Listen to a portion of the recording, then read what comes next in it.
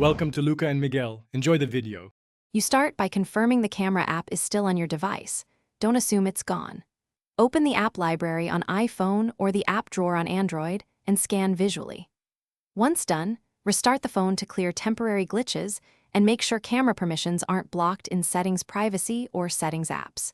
You also need to check for disabled apps or screen time restrictions because the app can be hidden without being deleted, so verify those locations now. Next, restore the app if it was removed.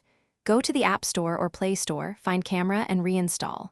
If it's a pre-installed system app, open Settings Apps, enable Show System, and re-enable any disabled camera entries. Once visible, use search or long press the app icon and drag it to your home screen. On some phones, you must tap Add to Home or create shortcut. Make sure you place it where you can reach it quickly. Thumb-friendly spots work best. Finally, position and secure the camera on your home screen. Drag it to the page you want, and if your launcher supports it, lock the icon position or pin the app so it won't move. Consider adding the camera widget for one-tap access. Test launching it to confirm proper operation.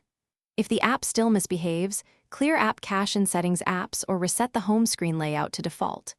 If that fails, a system update or factory reset may be required. Backup first. Thanks for watching and please subscribe. It's the best investment you'll ever make.